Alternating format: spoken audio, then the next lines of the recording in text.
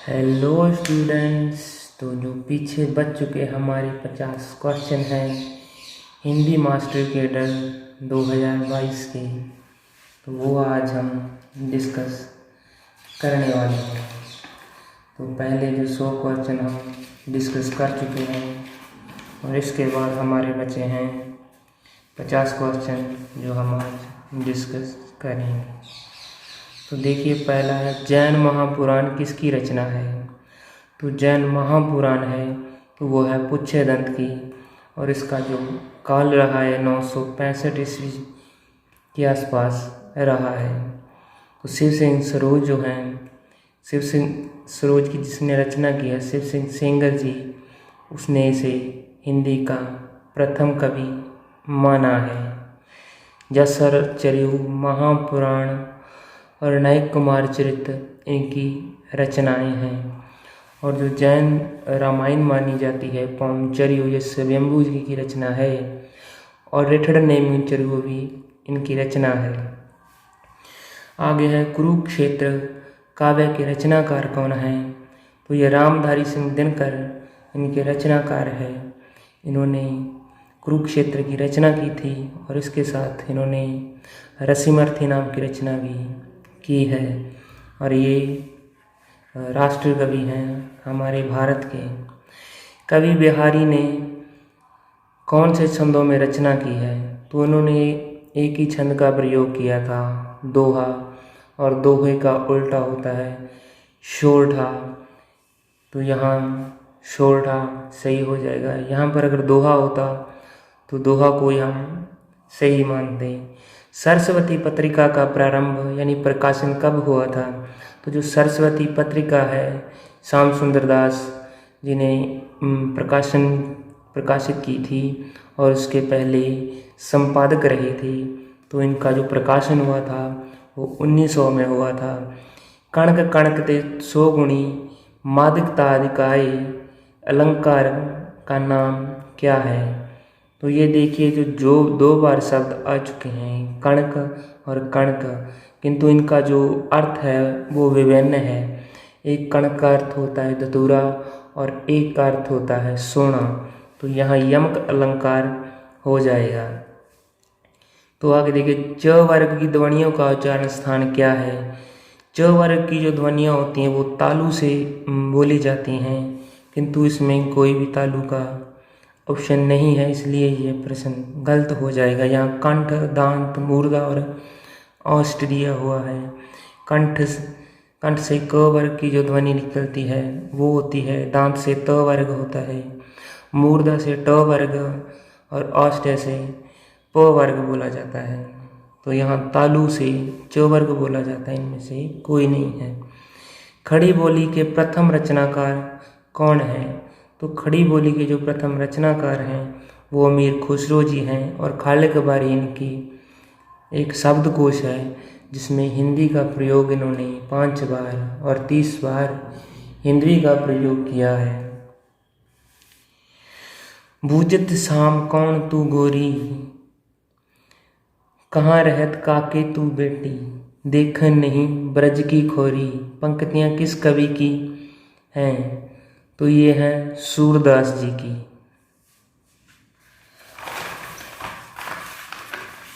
आगे भू परिक्रमा, पुरुष परीक्षा और विभाग सागर ग्रंथों के रचयिता कौन है। तो ये विद्यापति जी की रचना है। भू परिक्रमा, पुरुष परीक्षा और विभाग सागर विद्यापति जी जो आदिकाल में सर्वाधिक प्रसिद्ध कवि माने जाते थे, उनकी विद्यापति, कीर्तिलता, कीर्ति पताका और पदावली है इनकी विद्यापति जी की। और जो पदावली है वो मैथिली की रचना है, जिस हेतु इसे मैथिल कोकिल भी कहा गया है। और जो कीर्तिलता और कीर्ति पताका है ये रचनाएं अवहट भाषा में की गई हैं। कुंडलियाँ लिखने के लिए कौन से कवि अति विख्यात हैं। तो कुंडलियाँ लिखने के लिए गिरिधर कवि अति विख्यात हैं। जनेंद्र के उपन्यास किस श्रेणी के अंतर्गत आते हैं। तो जो जनेंद्र के उपन्यास हैं वो मनोवैज्ञानिक प्रवृत्ति के पाए जाते हैं। इनमें से कौन सी रचना प्रेमचंद की नहीं है? तो देखिए, निर्मला, गोदान और रंगभूमि ये तीनों ही इनके उपन्यास हैं, किंतु यशपाल जी का है ये झूठा सच। तो डी इसका सही हो जाएगा। यह पुस्तक बहुत अच्छी है, इस वाक्य में कौन सा विशेषण प्रयुक्त है? तो इसमें सार्वनामिक विशेषण होगा, इसमें गुणवाचक विशेषण नहीं होगा। जैसे बहुत अच्छी दिख रही है, हम जो व्याकरण है उसको अच्छे ढंग से पढ़ेंगे और तब इसके बारे में हम बात करेंगे। नाटक में चूलिका किसे कहा जाता है? तो ये एक सूचना देने को चूलिका कहा जाता है। नाटक विधा में एक कंठ विस्पाई किसकी रचना है? तो एक कंठ विस्पाई दुष्यंत कुमार जी की रचना है और दुष्यंत कुमार जी गजलों के लिए प्रसिद्ध हैं। साकेत नामक काव्य की नायिका कौन है? तो साकेत नामक जो महाकाव्य है उसमें नायिका उर्मिला है, जो कि लक्ष्मण की पत्नी है, राम के भाई लक्ष्मण की पत्नी। तो ये जो रचना की थी इन्होंने वो महावीर प्रसाद द्विवेदी जी के कह सकते हैं कि मोटिवेशन पर ही की थी। आपका बंटी उपन्यास की लेखिका का नाम बताएं। तो यह रचना मनु भंडारी जी की है। निम्नलिखित कवियों में से किसकी भाषा औजपूर्ण है? तो वो है रामधारी सिंह दिनकर जी।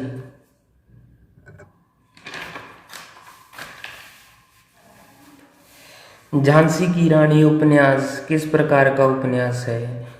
तो यह उपन्यास वृंदावन लाल वर्मा जी का है और झांसी की रानी कविता भी है जो कि सुभद्रा कुमारी चौहान की है।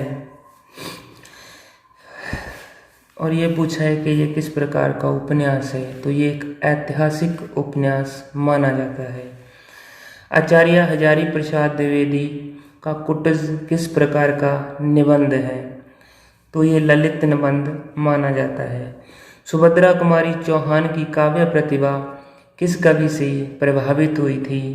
तो वह माखनलाल चतुर्वेदी जी से प्रभावित हुई थी और माखनलाल चतुर्वेदी जी को भारत की आत्मा कहा जाता है। दोहा छंद का विलोम कौन सा छंद है? तो जो दोहा है उसका उल्टा सोरठा होता है, जिसमें बिहारी जी ने बिहारी सतसई की रचना की है। वैसे दोहा में की थी, किंतु कहाँ कहाँ उन्होंने सोरठा भी प्रयोग किया है और सोरठा दोहा का उल्टा होता है।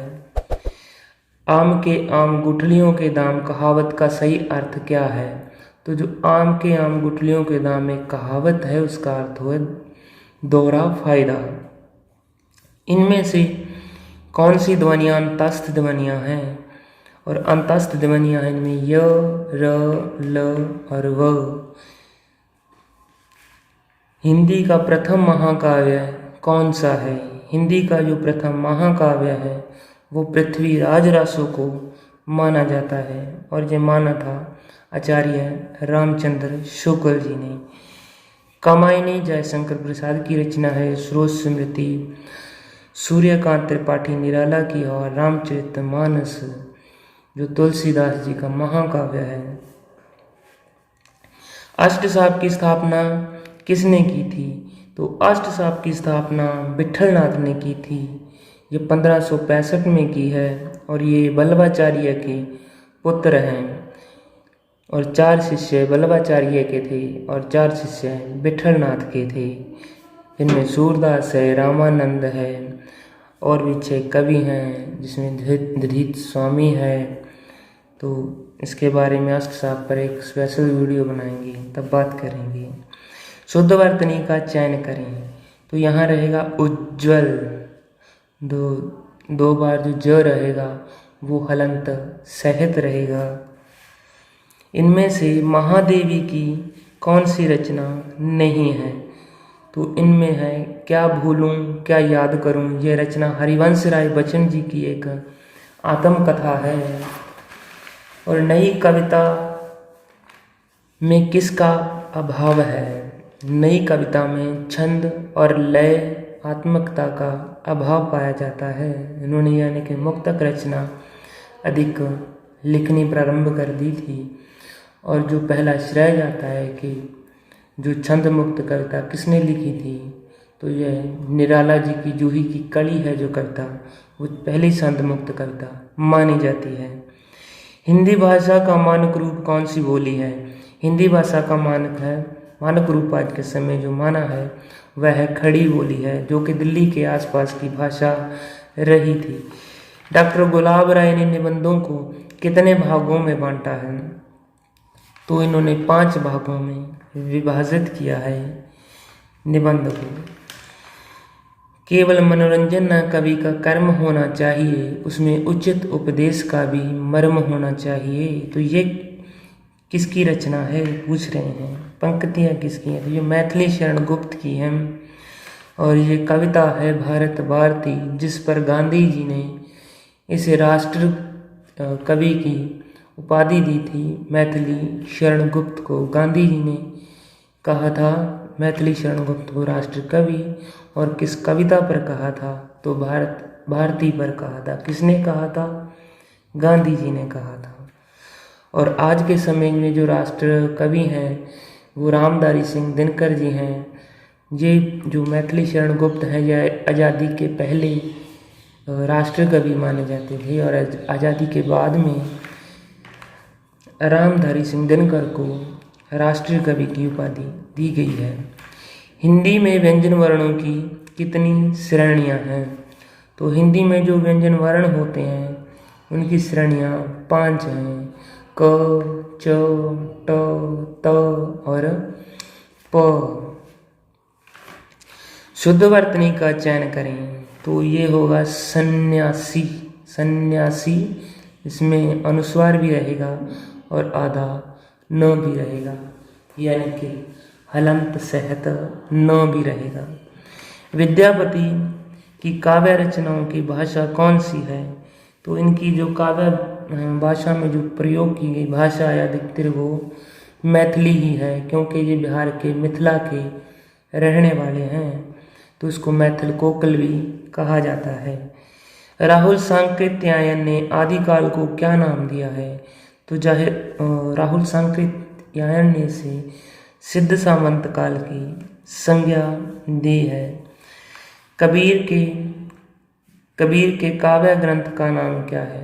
तो इसका जो ग्रंथ है वो है बीजक। कहा जाता है कि इन्होंने यह ग्रंथ की रचना नहीं की है, ये उनकी शिष्य परंपरा में ही की गई रचना है, क्योंकि कबीर जी स्वयं कहते हैं कि मच्छ कागद छुओ नहीं, कलम गयो नहीं हाथ।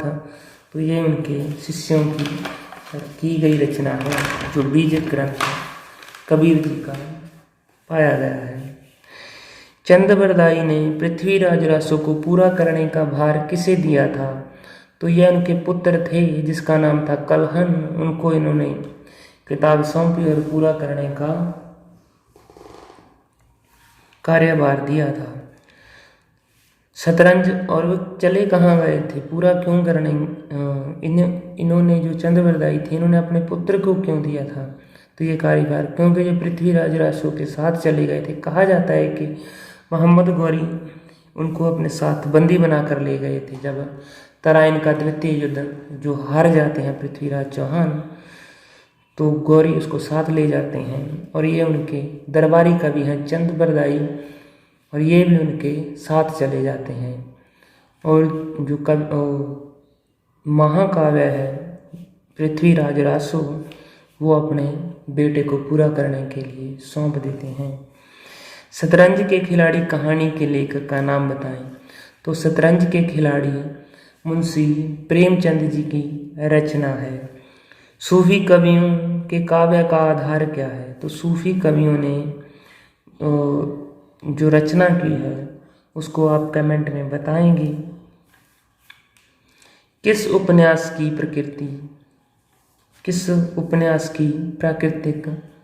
प्रकृति, भाषा, रीति रिवाज इत्यादि सभी मिलकर उद्देश्य बन जाते हैं? तो यह आंचलिक, जैसे आंचलिक उपन्यास होते हैं वो क्षेत्र विशेष होते हैं, और मैला अंचल फणीश्वर नाथ रेणु जी का पहला अंचल माना जाता, आंचलिक उपन्यास माना जाता है। कविवर निराला की पत्नी का नाम, इनकी बेटी का नाम तो सरोज था, किंतु इनकी पत्नी का नाम मनोहरा देवी था। किस छायावादी कवि को सुकुमार कवि कहा जाता है? तो सुमित्रानंद पंत जी को प्रकृति का सुकुमार कवि कहा जाता है। और चिदम्बरायनी की रचना है जिस पर पहला हिंदी भाषा में पहला ज्ञानपीठ पुरस्कार प्राप्त हुआ था 1968 में। पंत जी की किस कृति पर साहित्य अकादमी ने 5000 का पुरस्कार प्रदान किया था? कड़ा और बूढ़ा चांद के लिए इसे साहित्य अकादमी पुरस्कार मिल चुका है सुमित्रानंद पंत जी को। अपनी जीवनी, अपना जीवन चरित्र स्वयं लिखना, तो इसको कहा जाता है आत्मकथा। यदि हम किसी की जीवनी लिखेंगे तो वह जीवनी कहलाएगी, यानी कि दूसरे का जीवन लिखना जीवनी और स्वयं का जीवन लिखना आत्मकथा कहलाएगी। तितली किसकी रचना है? तो तितली जयशंकर प्रसाद जी का उपन्यास है। इनके 3 उपन्यास हैं, तितली, रावती और कंकाल। किंतु जो इरावती है इनका उपन्यास वो अधूरा है। कवि भूषण ने वीर रस की कविता किस काल में लिखी थी? तो यह रीति काल के हैं और रीतिबद्ध कवि हैं भूषण जी।